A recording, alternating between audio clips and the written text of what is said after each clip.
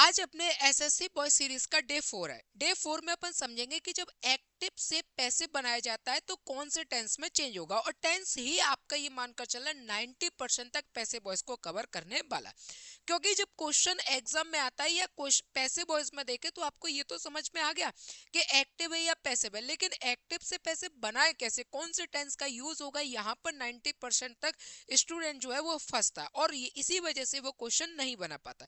तो आज की क्लास बेहद इंपॉर्टेंट होने वाली और बहुत दिलचस्प होने वाली है कि एक्टिव से पैसिव चेंज करते समय हमें कौन से और किस तरीके के टेंस का यूज करना है, ठीक है, और वो भी बहुत ज्यादा शॉर्ट ट्रिक में।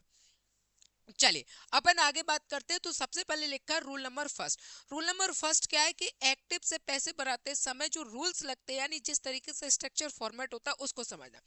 एक्टिव और पैसिव, सब्जेक्ट को ऑब्जेक्ट की जगह और ऑब्जेक्ट को सब्जेक्ट की जगह, यानी ये इंटरचेंज होता है, ठीक है। अगले टेंस के हेल्पिंग वर्ब का यूज करते हैं, आवश्यकता पड़े तो बीइंग का यूज करेंगे, इसीलिए अपन इसको ब्रैकेट में रखा है। फिर वर्ब की थर्ड फॉर्म, और यहाँ जो सब्जेक्ट आता है इससे पहले अपन किसका प्रयोग करते हैं, बाय का, ठीक है। चलिए रूल नंबर सेकंड में अपन देखेंगे कि कोई भी जब सब्जेक्ट अपन को मिलेगा तो वो चेंज होगा ऑब्जेक्ट में। जैसे अपन देखेंगे आई का मी, वी का अस, यू का यू होता है, दे का अगर अपन देखेंगे तो देम होता है, ही का हिम होता है, सी का हर और इट का इट और नेम का नेम। एक चीज और ध्यान रखना, अगर सब्जेक्ट आई का मी होता है तो मी का क्या होगा, आई। जैसे मैंने यहाँ कहा कि आई का मी होता है, तो यहाँ पर अपन देखेंगे कि मी का क्या होगा, आई होगा, इंटरचेंज भी होता है, ठीक है। वी का अस होगा तो अस का यहाँ पर क्या बनेगा, वी बनेगा। यू का यू होता है, यू का यू होता है, सेम होता है, दोनों को देखेंगे तो ये कैसा होता है, सेम होता है, इसलिए अपन इस पे क्या लगा, स्टार। दे का देम होता है तो देम का दे होगा, ही का हिम तो हिम का ही होगा, सी का हर तो हर का सी होगा, इट का इट रहेगा, सेम का सेम रहता है, नेम का भी सेम रहेगा, इसलिए इन दोनों पे भी अपन ने क्या लगा, स्टार लगा है, ठीक है। तो कहने का मतलब मेरा ये है कि अगर एक्टिव से पैसिव वॉइस बनाते हैं तो सब्जेक्ट ऑब्जेक्ट चेंज होगा, अगर सब्जेक्ट ऑब्जेक्ट चेंज होगा तो सब्जेक्ट को अगर अपन ऑब्जेक्ट में चेंज करते हैं तो ऑब्जेक्ट भी सब्जेक्ट में चेंज होगा। ये सभी जो बातें हैं, जो सभी रूल्स है, ये विशेषकर हिंदी मीडियम के स्टूडेंट्स हैं जिनको इंग्लिश नहीं आती है, कहीं ना कहीं वो परेशान रहते हैं, क्योंकि उनकी अर्ली एजुकेशन देखी जाए तो गवर्नमेंट स्कूल में होती है जहां पर उनको इंग्लिश को नहीं पढ़ाया जाता है, यानी बेसिक स्टार्टिंग जो फाउंडेशन है वो बिल्कुल कमजोर रहता है। या ऐसे स्टूडेंट जो ग्रामीण सेक्शन से पढ़े होते, ग्रामीण पढ़े होते हैं, उनको भी इंग्लिश उतनी ज्यादा बेहतर नहीं पढ़ाई जाती। लेकिन बहुत प्यारे बच्चों का उनका जो सपना है वो एसएससी में जाना है, और एसएससी में जब वो जाते हैं तो उनको सबसे ज्यादा जो डिफिकल्टी होती है सब्जेक्ट में आती है वो है इंग्लिश। हालांकि और भी सब्जेक्ट में आता होगा, लेकिन मैं इंग्लिश की बात करना चाहता हूँ। इंग्लिश में आता है, मैथ फिर भी समझ में आ जाता है, कहीं ना कहीं वो जुड़े रहते हैं, लेकिन इंग्लिश चूंकि क्या है स्टार्टिंग से नहीं पढ़ाई जाती है, और फिर उनको मैं मानता हूं कि ग्रामीण सेक्शन से स्टूडेंट हो या हिंदी मीडियम का स्टूडेंट हो या गवर्नमेंट स्कूल से पढ़ा हुआ स्टूडेंट हो, तो ये मानकर चला कि 90% से भी ज्यादा, 90+% यानी 90+ से भी ज्यादा स्टूडेंट है वो इंग्लिश की वजह से अपने आप को एसएससी में सिलेक्शन सिलेक्शन लेते हुए नहीं देख पाता है। ये एक एक सच्चाई है, आप इसको मान के चला। हालांकि होते हैं, लेकिन क्या होता है कि बहुत अच्छे से सीख जाते हैं तो उनका हो भी जाता है, तो वो कितना है 10% मान के चलिएगा, ठीक है। बाद बाकी जिनको इंग्लिश अच्छी आती है, मैथ अच्छे आता है, कवर कर ले जाते हैं और वो निकल जाते हैं, ठीक है। तो ये सारी चीजें आपको भी अच्छे तरीके से समझना है। फिर जब हिंदी मीडियम के स्टूडेंट सीखते भी हैं तो ना जाने कितनी कितनी सारी चीजें हैं, और बहुत सारी चीजों के हिसाब से सीखते हैं। फिर वो क्या करते हैं, बहुत लेंदी लेंदी किताबें पढ़ते हैं, उनसे कुछ नहीं होगा। आप एक तरीके से डेफिनेशन पढ़ते हैं, उनसे कुछ नहीं होगा। आप एग्जैक्ट पकड़िए, अच्छे से पहले टॉपिक को समझिए और फिर आगे बढ़िए, आ जाएगा। अब अपन तीसरे रूल में बात करेंगे, टेंस चेंज होगा। अब एक बात आती है कि हमें बचपन से एक चूरन खवाया जाता है या चूरन खिलाया जाता है जिसको अपन कहते हैं कि चाट लो। अब ये क्या होता है, टेंस के हिसाब से। एक्चुअल में टेंस ही हमारी नींव है और टेंस ही हमारी मजबूत नहीं है, और टेंस हमारी नींव है और टेंस हमारे मजबूत नहीं है, तो फिर उस आगे के जितने भी टॉपिक है वो भी हमें अच्छे से समझ में नहीं आएगा। जब हम सब्जेक्ट ऑब्जेक्ट को डिफाइन नहीं कर पाते, हेल्पिंग वर्ब को नहीं पता कर पाते, वर्ब कौन सी आएगी ये नहीं पता कर, तो पूरे सेंटेंस का मीन्स भी हम नहीं समझ पाते। अब है क्या, केवल रटतम विद्या न फलंतम, केवल हमें रटना है। रटना क्या है, प्रेजेंट इंडेफिनिट का प्रेजेंट कंटिन्यूअस में करेंगे, प्रेजेंट कंटिन्यूअस का प्रेजेंट कंटिन्यूअस में करेंगे, प्लस बीइंग लगाएंगे, प्रेजेंट परफेक्ट है तो प्रेजेंट परफेक्ट कंटिन्यूअस में ले जाओ, प्रेजेंट परफेक्ट कंटिन्यूअस है तो प्रेजेंट परफेक्ट कंटिन्यूअस का नो चेंज रहेगा। ये सारी चीजें अपन चलाते रहते हैं टेंस के हिसाब से। ये सब छोड़ो, टेंस में रहती तो हेल्पिंग वर्ब भी है, डायरेक्ट हेल्पिंग वर्ब को पकड़ो और आगे बढ़ो, क्योंकि जब अपन टॉपिक सीख जाते हैं तो एग्जाम में जब क्वेश्चन आएगा तो वहां आपको ऑप्शनल मिलेगा। ऑप्शनल में आपको शॉर्ट ट्रिक्स आना चाहिए, शॉर्ट ट्रिक्स के बारे में पता होना चाहिए कि यार मैं इस क्वेश्चन को में से कौन सा वर्ड पकड़ूं और उसके हिसाब से आंसर को ले आऊं। तो जैसे आपको कभी भी एक्टिव में वर्ब की first form plus S I S और नेगेटिव में डू और डज मिल जाए तो ये इज एम आर में बनेगा। अगर यहाँ इज एम आर में है तो ये इज एम आर में बनेगा और साथ में किसका प्रयोग करोगे, बीइंग का। अगर एक्टिव का टेंस हैज और हैव है तो हैज बीन और हैव बीन में बनेगा। अगर यहाँ पर एक्टिव का टेंस हैज बीन और हैव बीन है तो ये क्या रहेगा, नो चेंज रहने वाला है, यानी इसको चेंज नहीं करते, ये इसी का ही बन जाएगा। वर्ब की सेकंड फॉर्म और डिड में है तो ये वॉज वर्ब में बनेगा। अगर वॉज और वर्ब में है तो यहाँ पर किसका प्रयोग करोगे, बीइंग का। अगर हेड में है तो यहाँ लिखोगे हैड बीन। अगर हैड बीन में है तो यहाँ क्या होगा, नो चेंज, इसको चेंज नहीं करते।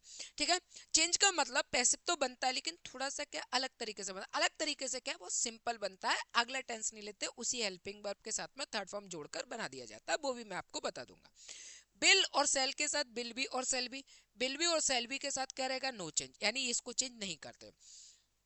बिलेब और सेलेब का बिलेबिन और सेलेबिन, और बिलेबिन और सेलेबिन का यहाँ पर क्या रहता है, नो चेंज। यानी टोटल टेंस जो होते हैं ना, टोटल टेंस, टोटल टेंस की अगर अपन बात करें तो 12 होते हैं, इसमें से 8 बनते हैं। ठीक है, 8 बनते हैं। और वहीं अगर अपन 4 की बात करेंगे, ठीक है, 12 में से ये 4, ये 12 और यहाँ 4 और ये 8, ये नहीं बनते, नहीं बनते हैं। और यहाँ 8 की बात करेंगे तो ये बनते हैं। आप एक बात ध्यान रखना, टेंस के हिसाब से चलोगे तो आप ही इस बात को यकीन करना, टेंस के हिसाब से चलोगे तो आगे भी आप इंग्लिश नहीं सीख सकते। अगर आपको अच्छे से समझना है तो आपको ये पकड़ना पड़ेगा कि यार अब नए ट्रेंड में और नए जमाने में, या हम कह सकते हैं कि जहां पर एसएससी अपने आप को लगातार प्रमोट करता जा रहा है, लगातार अपना लेवल बढ़ाता जा रहा है, वहां हम आज भी ता है, ती है, ते है, खा रहा हूँ, जा रहा हूँ, पी रहा हूँ, उठ रहा हूँ, बैठ रहा हूँ, नहा रहा हूँ, धो रहा हूँ, इनसे कुछ नहीं मिलने वाला, इससे कुछ नहीं होगा। आप एग्जाम को एग्जाम के तरीके से पढ़ो, एग्जाम को इस तरीके से नहीं पढ़ो कि आपको लगे कि मैं ज्ञानी बन जाऊं। एग्जाम को आप इस तरीके से पढ़िएगा कि आपका सिलेबस क्या है, मुझसे क्या पूछा जा रहा है, उसकी डिमांड क्या है, उसी के हिसाब से आप लीजिए, आराम से हो जाएगा। माना कि आपको बहुत सारी चीजें आती हो, इससे कोई मतलब नहीं है, लेकिन कभी कभी हमें सामने वाले की डिमांड पे भी तो वर्क करना पड़ता है ना। बस उसी तरीके से अपने एग्जाम को भी मानिए। एग्जाम में ये मानकर चलना कि सामने वाला हमसे क्या डिमांड मांग रहा है। कई बच्चे क्या होते हैं, महारत हासिल करने के लिए तरफ जुड़ जाते हैं कि यार मुझे टीचर बनना है। ऐसा नहीं करना, आप महारत हासिल मत कीजिए, आप ये समझिएगा कि मेरा एग्जाम निकले, मैं उसके हिसाब से कैसे समझ सकता। जब आपका एग्जाम निकल जाए, आपको लगता है कि यार हमारा एग्जाम निकलेगा, तो कहीं से भी फिर से एक इंग्लिश का कोर्स करके इंग्लिश स्पीकिंग भी अच्छी कर लीजिए, और इंग्लिश स्पीकिंग अच्छी होगी, ग्रामर ऑटोमेटिकली धीरे धीरे करके अच्छी हो भी जाएगी, कोई दिक्कत नहीं। या हायर स्टैंडर्ड लेवल पर और ज्यादा स्टैंडर्ड लेवल पे आप इंग्लिश को कहीं पर भी क्लास ज्वाइन कर लोगे, वहां से सीख लो। अभी केवल इतना मकसद रखिएगा, हिंदी मीडियम वाले, ग्रामीण सेक्शन से आए हुए बच्चे, और इसके अलावा जिनको इंग्लिश में डर लगता है ऐसे बच्चे केवल अभी इंग्लिश सीखने पर फोकस करें। वो बच्चे क्या सोचते हैं कि मैं प्रोनाउन जो प्रोनाउंसिएशन है, मतलब जो बोलने का तरीका है, वो सुधार लूं, बिल्कुल अमेरिकन एक्सेंट में बोलूं, बिल्कुल मैं ब्रिटेन एक्सेंट में बोलूं, इससे कुछ नहीं होगा। आप पहले सीखिए, मुझे नहीं पता मैं क्या बोल रहा हूँ, और मैं ये भी नहीं जानता कि मेरा अमेरिकन निकल रहा है या ब्रिटेन निकल रहा है, मैं तो सीधा बात कर रहा हूँ कि मेरा तो गांव का निकल रहा है, तो मैं तो वही चीज लाना चाहता हूँ। जब मुझे मौका मिलेगा मैं वहां पर रिप्रेजेंट कर लूंगा, मुझे इतना ज्यादा। एक्चुअल में बच्चा का इंग्लिश जैसे तैसे वो इंग्लिश सीखता है, लेकिन उसको प्रोनाउंसिएशन में फंसा दिया जाता है, इसको ये नहीं पढ़ते, इसको ये पढ़ते। अरे जिनको हिंदी आती है वो तो, कई शब्द ऐसे होते हैं जिनको जैसे अपन मध्य प्रदेश में रह रहे हैं, ठीक है, और किसी शब्द को बोल रहे हैं, अगर वही शब्द किसी बिहार के किसी व्यक्ति से बुलवा लो तो वो बोलने में भी तो अंतर ले लेता। उससे कहो कि नहीं हमारे मध्य प्रदेश के एक्सेंट में बोलो, तो एक तरीके होते हैं, इनमें मत फंसो, ठीक है। तो ये सारी चीजें समझ में आ गई। चलिए अब अपन टेंस की तरफ जाते हैं। अब जैसे टेंस लिखा हुआ है, सबसे पहले अपन देखेंगे रामू। रामू हमारे लिए क्या हो गया, सब्जेक्ट। वॉज क्या है, हेल्पिंग वर्ब। क्लीनिंग क्या हो गया, वर्ब की फोर्थ फॉर्म, वर्ब की फोर्थ फॉर्म मतलब आईएनजी। और द फ्लोर क्या हो गया हमारे लिए, ऑब्जेक्ट। अब यहां से एक बात हमारे दिमाग में चलना चाहिए, सबसे पहला है सब्जेक्ट को ऑब्जेक्ट, ऑब्जेक्ट को सब्जेक्ट। यहाँ ऑब्जेक्ट पहले आएगा तो ये लिखा अपन है द फ्लोर, ठीक है। अगले टेंस की हेल्पिंग वर्ब, तो एक्टिव का टेंस किस में दिया है, वॉज और वर, तो ये किस में बनेगा, वॉज और वर में बनेगा। और साथ में अपन किसका प्रयोग करेंगे, बीइंग का, ठीक है। तो द फ्लोर के साथ क्या जाएगा, वॉज, और ये लिखा बीइंग। थर्ड फॉर्म क्या जाएगा, क्लीन का क्लीन्ड, और इसके बाद क्या लिखोगे, बाय। बाय के बाद रामू एक नाम है इसलिए नेम का नेम रहेगा, ठीक है। एक एक स्टेप के हिसाब से चलोगे और रूल्स याद होगे तो सेंटेंस कोई ज्यादा बड़ी बात नहीं है। चलिए अगला क्वेश्चन लिखा हुआ है, सी रॉट ए लेटर। सी क्या हो गया हमारे लिए, देखो सब्जेक्ट, रॉट क्या है वर्ब की सेकंड फॉर्म, ए लेटर क्या हो गया हमारे लिए ऑब्जेक्ट। रूल पहला, सब्जेक्ट को ऑब्जेक्ट, ऑब्जेक्ट को सब्जेक्ट, तो ये लिखा अपन ने ए लेटर, ठीक है, ए, और ये लिखा अपन ने लेटर, ठीक। अब यहाँ क्या है, वर्ब की सेकंड फॉर्म, तो हमें अच्छे से पता है कि वर्ब की सेकंड फॉर्म किस में चेंज हो जाएगा, वॉज या वर में, तो ये लिखा a letter was. Third form क्या लिखोगे, रिटन, ठीक है, थर्ड फॉर्म आ जाएगा रिटन, और ये लिखा बाय। बाय के बाद यहाँ सब्जेक्ट क्या, सी, सी का क्या हो जाएगा, हर, ये बन गया। अब आपके दिमाग में एक चीज आ रही होगी कि आप सोच रहे होगे कि यहाँ पर वॉच के साथ में बीइंग क्यों नहीं लगाया। एक्चुअल में ये वॉज और वर एक्टिव टेंस में मिलना चाहिए। एक्टिव टेंस में अगर वॉज वर आया होगा तो पैसिव में वॉज वर प्लस बीइंग लगेगा, अगर एक्टिव में वॉज वर नहीं आया तो फिर यहाँ पर बीइंग नहीं लगाएंगे, ठीक है। इसके बाद देखो अगला question, I kicked the ball. I क्या हो गया हमारे लिए सब्जेक्ट, किक्ड क्या है वर्ब के सेकंड फॉर्म, और ये क्या हो गया ऑब्जेक्ट। सबसे पहला रूल, सब्जेक्ट को ऑब्जेक्ट, ऑब्जेक्ट को सब्जेक्ट, द बॉल, ठीक। अब इसके बाद में यहाँ पर आई का क्या हो जाएगा, मी हो जाएगा, ये लिख दिया। अगला रूल कहता है अगले टेंस की हेल्पिंग में, तो यहाँ क्या वर्ब की सेकंड फॉर्म, तो हमें अच्छे से पता है कि वर्ब की सेकंड फॉर्म किस में चेंज हो जाएगा, वॉज वर्ब में। देखो कितना आसान काम हो गया। अब इसी चीज को रटते रहते हैं, पास्ट कंटिन्यूअस, पास्ट इंडेफिनिट का है तो पास्ट कंटिन्यूअस, अरे पास्ट इंडेफिनिट क्या है वर्ब की second form did, past continuous क्या है वॉज वर्ब, तो डायरेक्ट वर्ब की सेकंड फॉर्म में वॉज वर्ब में चेंज कर दो। तो यहाँ बॉल है इसलिए क्या जाएगा वॉज, बीइंग नहीं आएगा क्योंकि बीइंग यहाँ होना चाहिए था। किक, अब थर्ड फॉर्म चाहिए, तो ये लिखा अपन ने किक्ड का किक्ड, इसके बाद ये मी लिखा था ना, इससे पहले क्या लगा दोगे, बाय, ये बन गया, ठीक है। चलिए इसके बाद देखिए अगला question, the teacher gave the cake. अब ये क्या है वर्ब की कौन सी फॉर्म है, सेकंड फॉर्म। फिर से आ गया कि वर्ब की सेकंड फॉर्म है तो ये किस में बनेगा, वॉज, और ये लिखा अपन ने वर्ब में, तो यहाँ ऑब्जेक्ट क्या हो जाएगा, द केक, और the cake was. Third form gave का क्या हो जाएगा, गिवन, बाय, बाय के बाद क्या लिखोगे, द टीचर, यानी जो केक है वो मुझे किस द्वारा दिया गया था, एक टीचर के द्वारा दिया गया था, ठीक है। चलिए अगला question, I was carrying the Indian flag.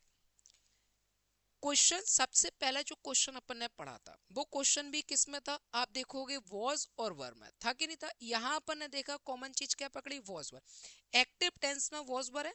अगर एक्टिव टेंस में वॉज वर है तो इसका मतलब ये टेंस किस में बनेगा, वॉज वर प्लस बीइंग में। तो यहाँ अपन क्या लिखेंगे, सबसे पहले अपन ने क्या लिखा, वॉज वर, ठीक है, और ये किस में बनेगा, वॉज वर और प्लस बीइंग, ये बना कि नहीं बना। तो यहाँ पर लिखा अपन है द, और इसके बाद ये लिखा अपन है इंडियन, और ये फ्लैग, ये आ गया वॉज, और वॉज के साथ में अपन क्या लिखेंगे, बीइंग, ठीक है।